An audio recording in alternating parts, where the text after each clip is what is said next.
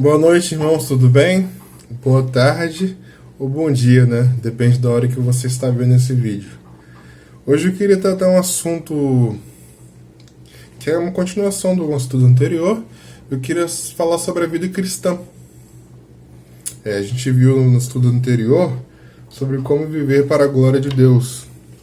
Nós agora vamos ver a vida cristã.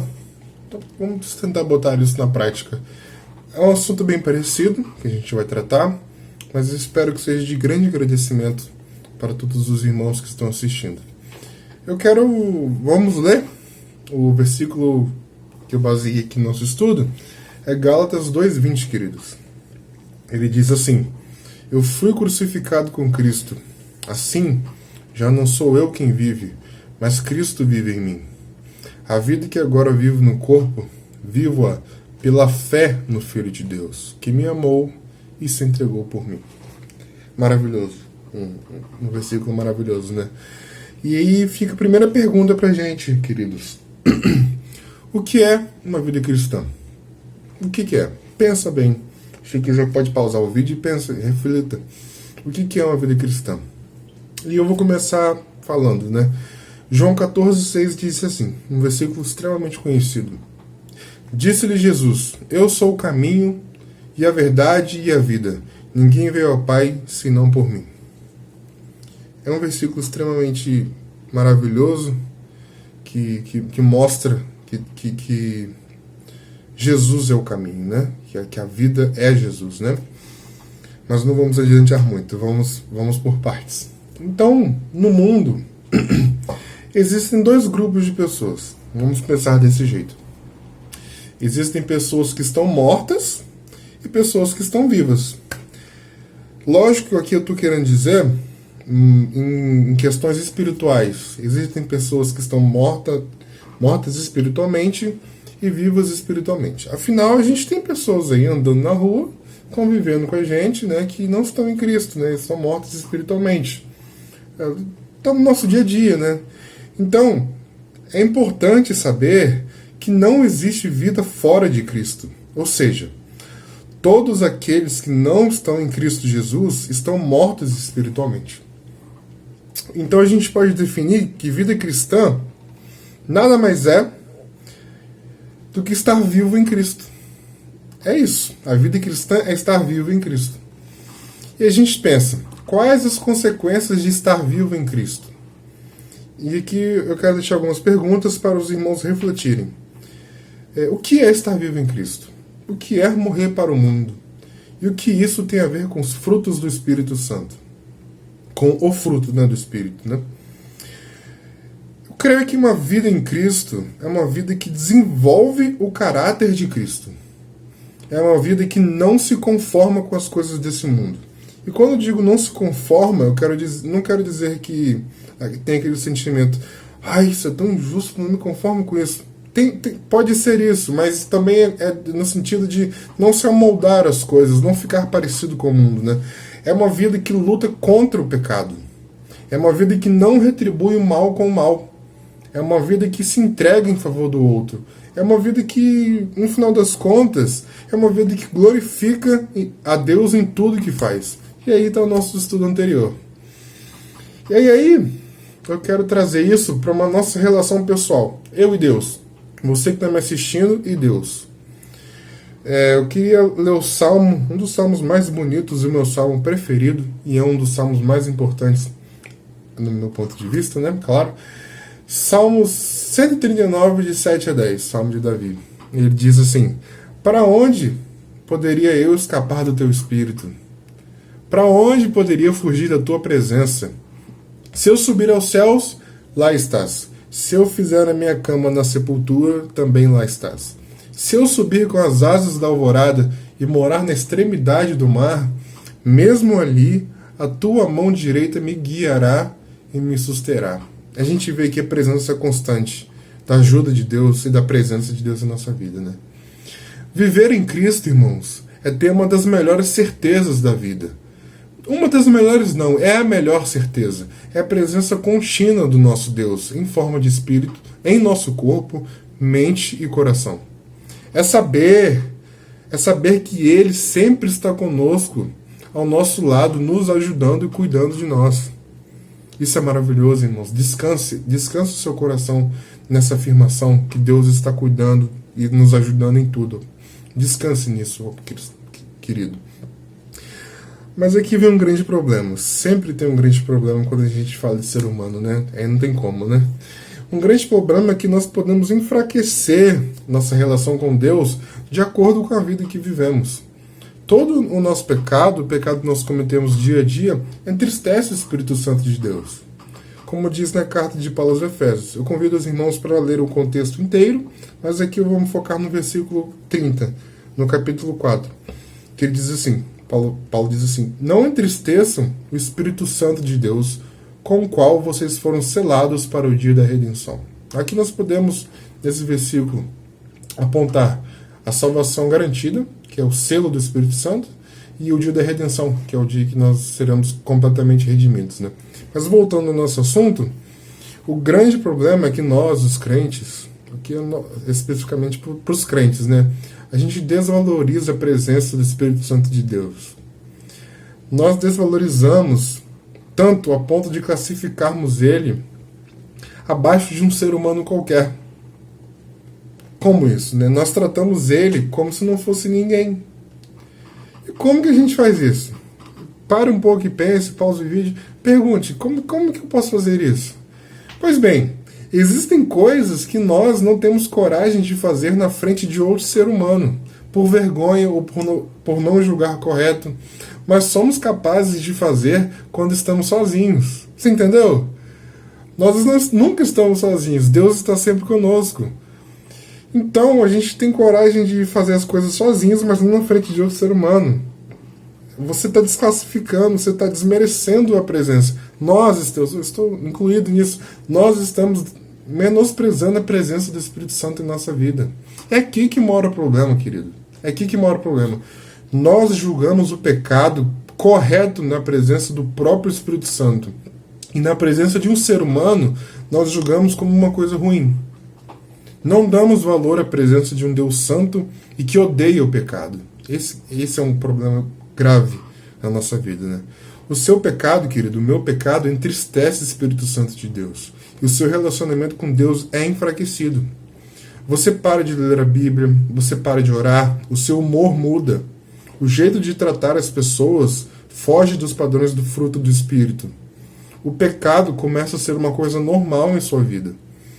E quando você menos esperar, quando você menos espera, você está afundado em uma vida de pecados, querido. Esse é o problema. Nós começamos simplesmente desvalorizando a presença do Espírito Santo e agora nós estamos afundados em pecados, afundados numa vida de que, meu Deus, o que eu estou fazendo da minha vida e não sei o que não sei o que. Entende? Aqui, e aí a Bíblia dá uma solução perfeita.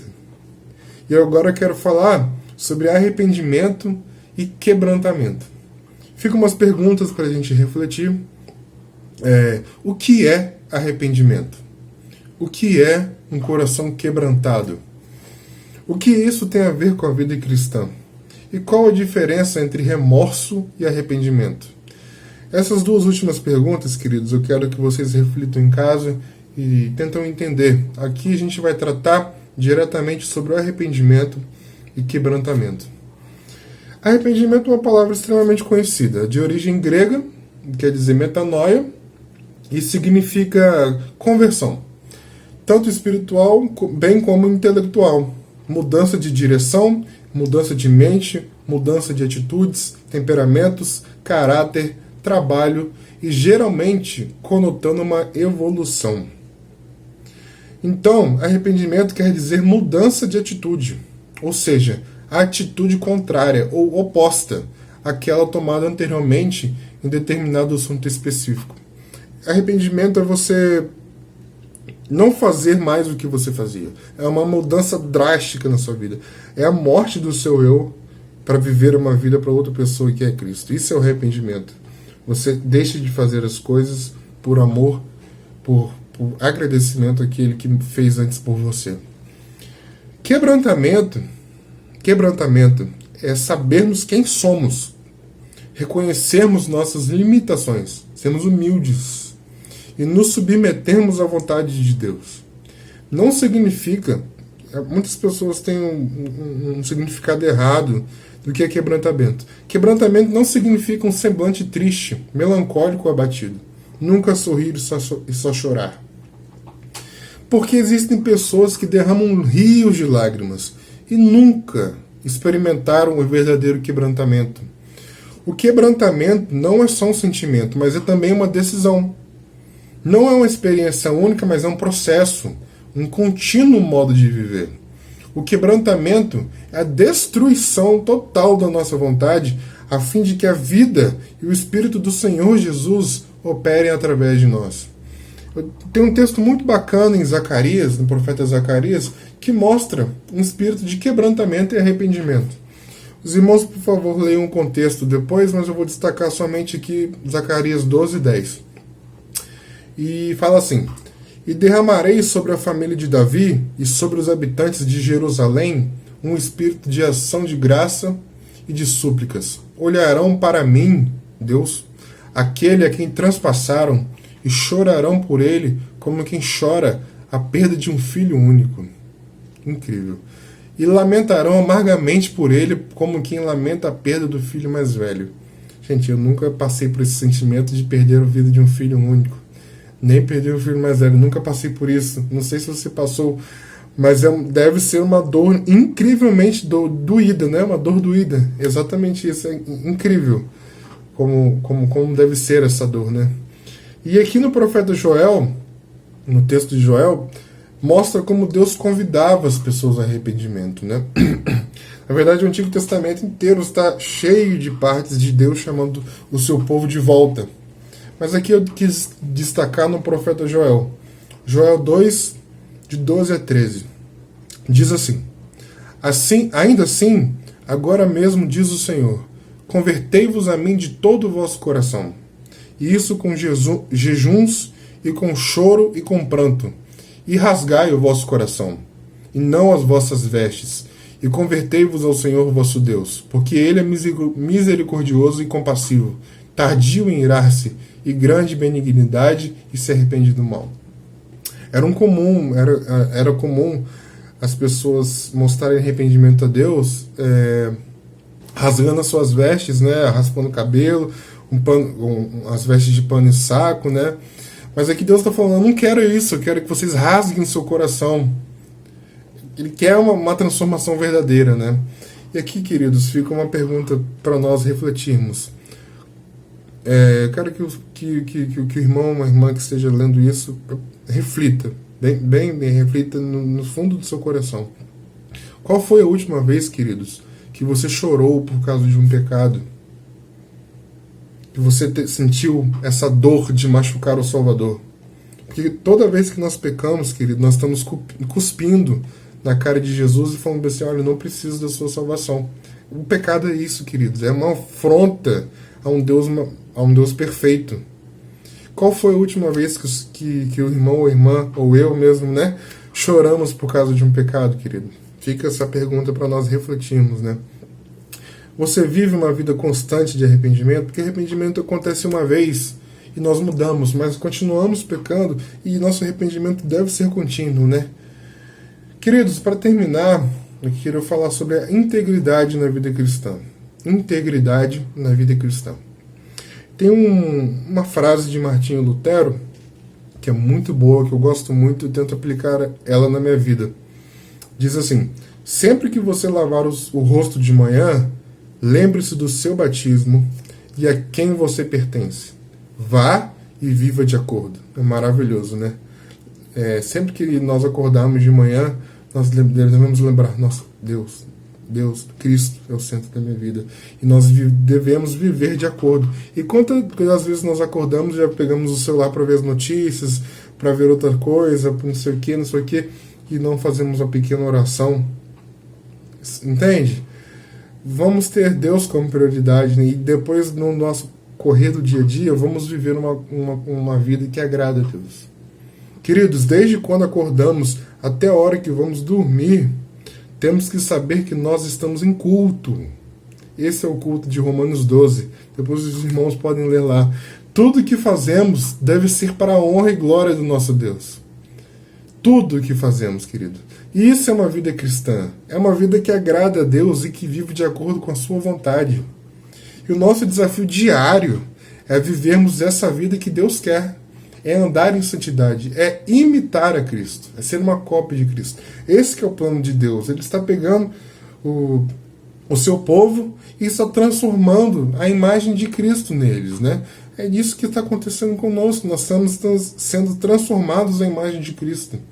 Querido, para terminar, aproveite essa oportunidade que eu estou transmitindo a vocês e veja se sua vida está conforme a vontade de Deus.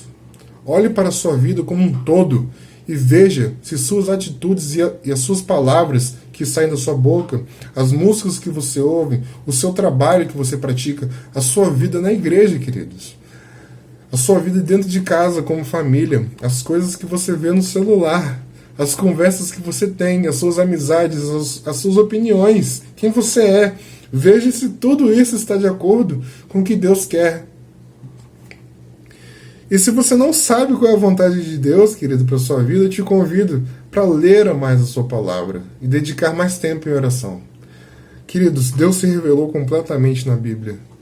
E ali está a vontade dele completamente revelada. Para você conhecer o que Deus quer para a sua vida, basta leitura bíblica e oração, queridos. É isso que nós temos que fazer. Querido, eu te convido a se arrepender dos seus pecados e entregar a sua vida a Cristo, queridos. Um Cristo que um dia morreu por nós, perdoou nossos pecados, nos libertou dos nossos pecados, como diz em Colossenses, ele nos transferiu do reino das trevas e nos colocou no reino do Filho, do seu amor.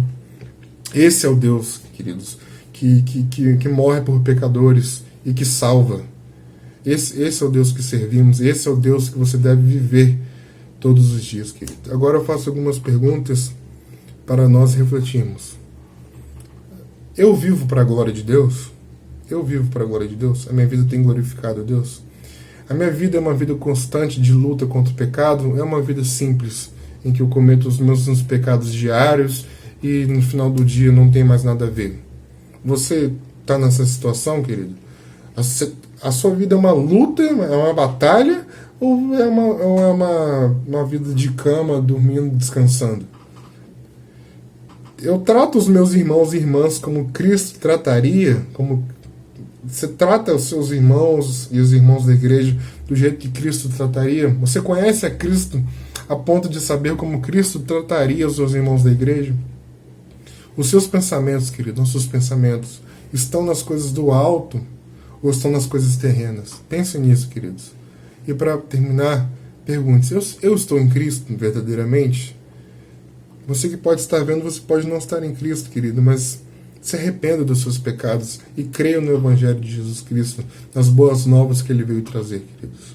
Essa é a mensagem que eu deixo para todos vocês. Que Deus os abençoe, os guarde e tenha misericórdia de todos nós. Amém.